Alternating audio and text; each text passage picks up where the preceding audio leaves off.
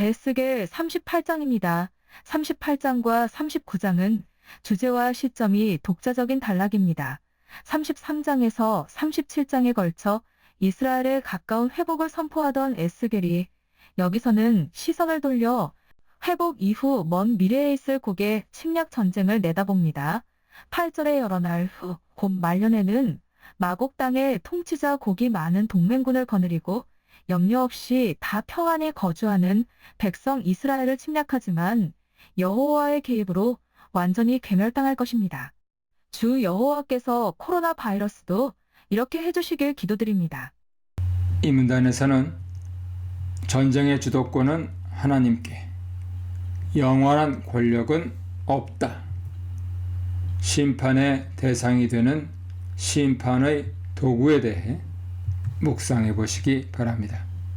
38, 39장의 문맥을 먼저 살펴볼 필요가 있습니다. 곡에 의한 이스라엘의 침략 전쟁과 곡의 패배를 선포하는 38, 39장 이해의 가장 큰 어려움은 이 단락의 위치 때문입니다.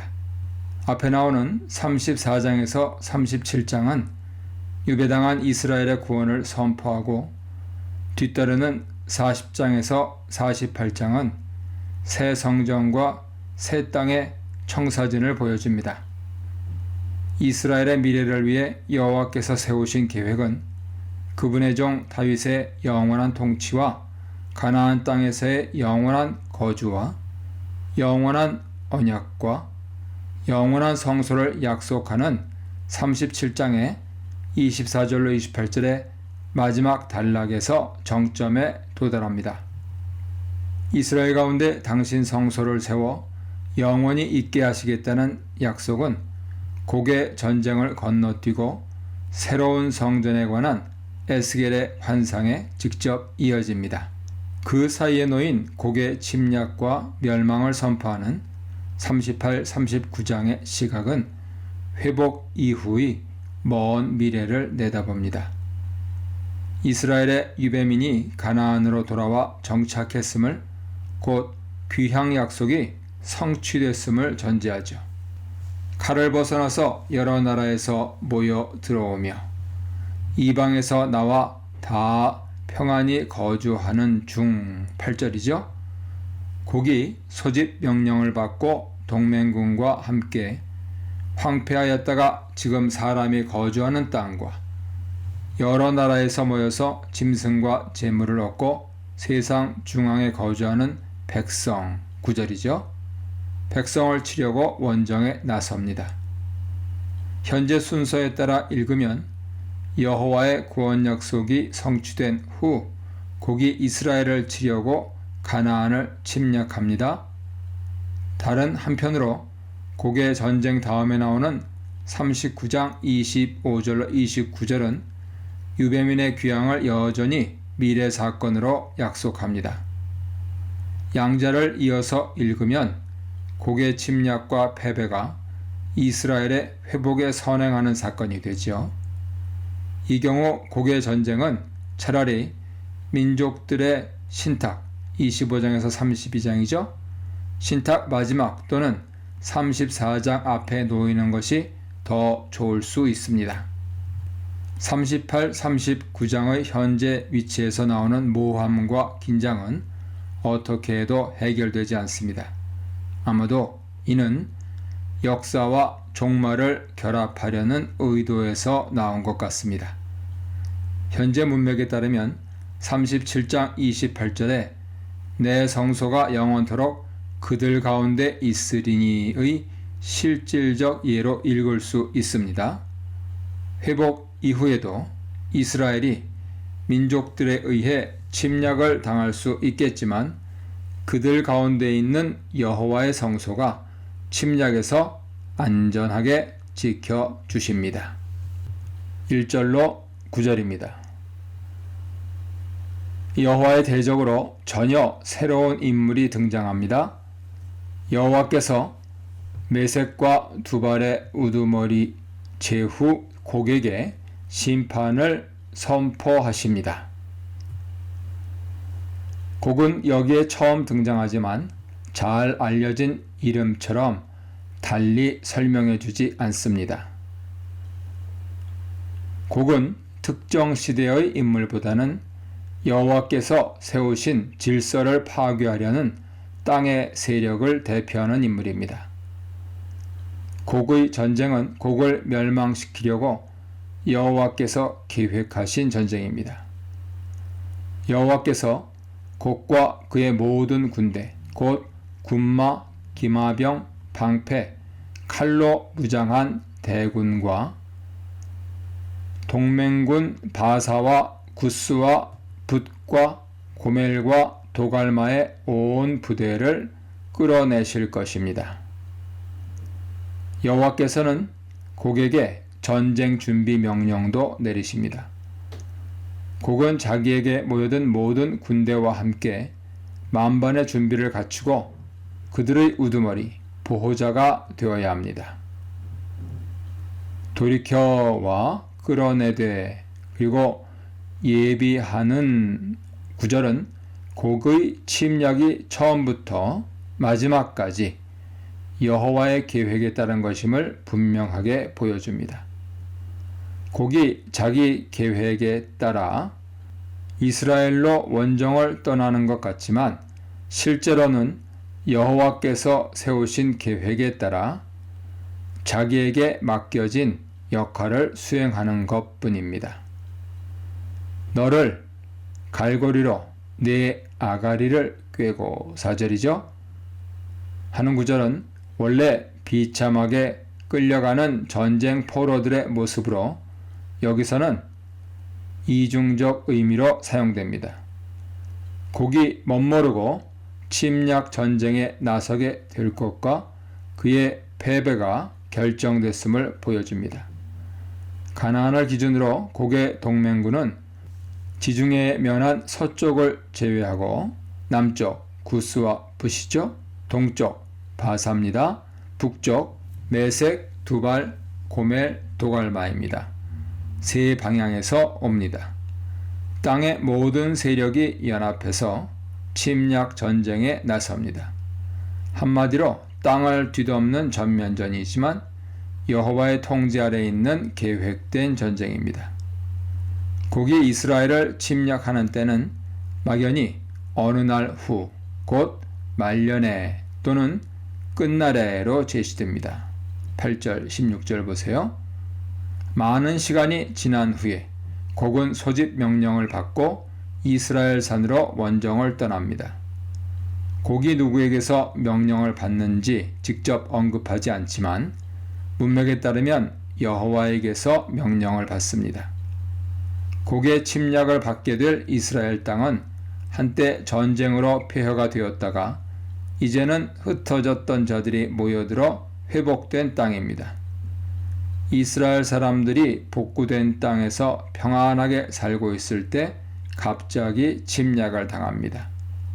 곡과 그의 군대와 동맹군이 광풍같이 쳐들어와 이스라엘 땅을 구름같이 덮을 것입니다. 이스라엘이 침략을 당하는 이유가 불순종을 징벌하는 전쟁이 아님은 분명하죠. 8절에 평안히 거하는 중은 이스라엘이 여호와의 보호 아래 있음을, 곧 곡의 전쟁이 일방적인 침략 전쟁임을 시사해 줍니다. 10절로 16절입니다.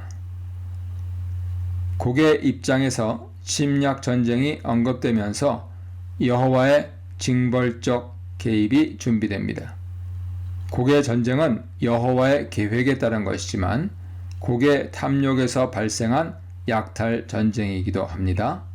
그날에 하는 것은 곡은 악한 꾀를 내어 성벽도 없고 문도 빗장도 없이 평안하게 살고 있는 이스라엘을 약탈과 노략질 대상으로 선택합니다. 성벽이 없음은 외적의 침략을 방어하기 위해 어떤 물리적 조치도 취하지 않았음을, 곧 여호와께서 이들의 성벽이 되셨음을 시사해 줍니다. 한때는 폐허였지만 이제는 여호와의 은총으로 걱정과 두려움 없이 가축과 재산을 늘려가며 사는 이스라엘이 탐욕스러운 자들의 먹이가 됩니다. 세상 중앙에 사는 백성을 약탈하러 온다는 말은 곡의 전쟁이 모든 피조 세계를 포함하는 우주적 종말론적 전쟁임을 시사해 줍니다. 곡의 약탈물에 관심이 많았던 스바와 드단과 다시스의 상인들과 그 부자들이 곡의 죄악을 역설적으로 추궁합니다. 누락질과 약탈이 이스라엘을 침략하려는 곡의 유일한 관심사였습니다. 14절로 16절은 형식상 에스겔에게 주는 예언으로 내용상 10절로 12절의 반복입니다. 곡의 전쟁은 여호와께서 결정하신 것으로 때가 되면 반드시 일어납니다. 하나님 백성 이스라엘이 평안히 거주하는 날에 하는 것은 곡이 이들을 약탈하기로 결정하고 수많은 동맹군과 함께 이스라엘을 침략할 것을 말해줍니다. 곡은 여호와의 계획을 알지 못하지만 어느 때에 이스라엘을 침략해야 할지는 압니다.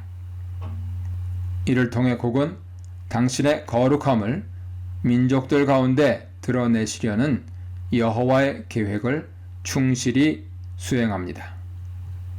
17절로 23절입니다.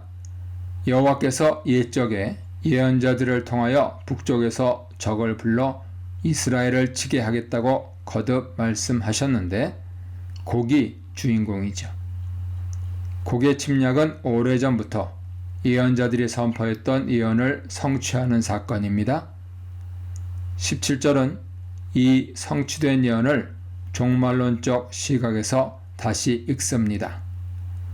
곡의 약탈 전쟁에 여호와께서 질투와 맹렬한 노여움으로 응답하십니다. 땅에 큰 지진이 일어나고 모든 생물이 두려움에 떨고 자연계는 격변합니다. 여호와께서 곡을 칠 칼을 불러 싸움에 나서게 하시고 전염병과 피로 심판하시고 폭우와 큰 우박덩이와 불과 유황을 그들 위로 퍼부십니다. 여호와께서 옛적에 예언자들을 통해 말씀하신 대로 곡에게 당신 진노를 남김없이 쏟아 부으시고 민족들 가운데 당신의 위대함과 거룩함을 드러내십니다.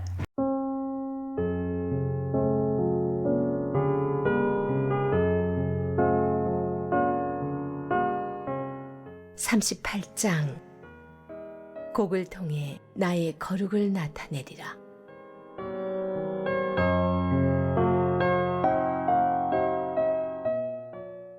하나님의 메시지가 내게 임했다. 사람의 아들아, 마곡 땅에서 온 메색과 두발의 우두머리 곡과 맞서라. 그를 대적하여 예언을 전하여라. 주 하나님께서 말씀하신다. 고가 경고한다. 메색과 두발의 우두머리인 너를 내가 대적한다. 내가 너를 돌려 세우고 네 턱의 갈고리를 꿰어 너와 네 모든 군대와 네 말과 군장, 큰 방패, 작은 방패, 칼을 갖춘 기병들과 완전 무장한 전사들을 모조리 끌어내올 것이다.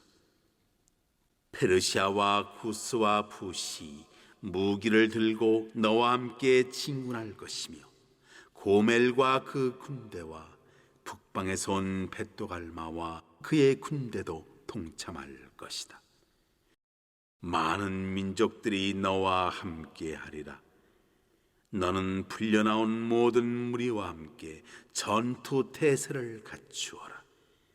만반의 준비를 갖추고 명령을 기다려라. 오랜 시간 후에 네게 명령이 떨어질 것이다. 먼 미래에 너는 전쟁의 참화를 듣고 일어선 나라에 이르게 될 것이다. 여러 민족의 땅에서 모여든 사람들이 거기 오랫동안 폐허로 남아있던 이스라엘 산들에 모여 살고 있을 것이다. 여러 나라에 흩어져 살다 돌아온 그들이 거기서 안전하고 평안히 살고 있을 것이다. 너와 모든 군대는 폭풍처럼 일어나서 구름대처럼 그 땅에 몰려들어 그곳을 뒤덮을 것이다. 주 하나님의 메시지다. 그날이 오면 너는 이런저런 궁리를 하다가 흉악한 계략을 꾸밀 것이다. 너는 말할 것이다. 저 무방비 상태의 나라에 쳐들어가자. 성벽도 세우지 않고 문도 잠그지 않은 채 태평하게 살아가는 저들을 덮쳐서 물건을 약탈하자. 포로로 잡혀갔다가 돌아온 저들, 잿더미에서 일어선 저 나라에 쳐들어가서 세상의 중심부에 자리를 잡고 나날이 번창하는 저들의 경제를 다 털어오자. 돈벌이의 현안인 무역상 스바와 드단과 다시스가 네게 말할 것이다. 약탈할 새 땅을 찾았군. 손쉽게 부자가 되려고 군대를 데려왔군. 그러므로 사람의 아들아, 예언을 선포하여라. 고객에 전하여라. 주 하나님의 메시지다. 내 백성 이스라엘이 견고하게 세워지면 네가 그때 오겠느냐? 폭도 군단을 이끌고 먼 북방에서 내려오겠느냐? 질주하는 말을 타고 밀물처럼 땅을 뒤덮고 구름대처럼 나라를 뒤덮으며 내 백성 이스라엘에게 쳐들어오겠느냐? 때가 이르면 내가 너를 풀어 내 땅을 치게 할 것이다. 이는 문민족이 보는 앞에서 내가 너 곡을 통해 나의 거룩을 만방에 나타내고 그들이 나를 알아보게 하려는 것이다. 주 하나님의 메시지다. 여러 해 전에 내가 나의 종 이스라엘의 예언자들을 통해 말한 것이 바로 너를 두고 한 말이 아니냐. 여러 해에 걸쳐 그들은 장차 내가 너를 불러 이스라엘을 칠 것이라고 예언했다. 고가 날이 이르면 네가 이스라엘 땅을 칠 것이다. 주 하나님의 보고다. 나의 불같은 진노가 터져 나오리라. 불타는 질투에 사로잡힌 내가 네게 말한다. 그날 이스라엘 땅을 뒤흔들 지진이 있을 것이다. 물고기와 새와 들짐승과 개미와 딱정벌레까지 모든 사람이 내 앞에서 떨 것이다. 산이 허물어지고 해안 땅이 꺼질 것이다. 그날 내가 전면전을 명하여 너 곡을 칠 것이다. 주 하나님의 보고다. 이스라엘 산들에서 곡을 쳐 죽일 것이다. 내가 곡을 심판의 홍수에 잠기게 하겠다. 전염병과 대학살이 일어나고 폭우와 우박과 용암이 너와 네 폭도 군대와 사람들에게 쏟아질 것이다. 내가 나의 위엄과 거룩을 네게 보일 것이다. 내가 온 세상에 나를 알릴 것이다. 그제야 너는 내가 하나님인 줄 알게 될 것이다.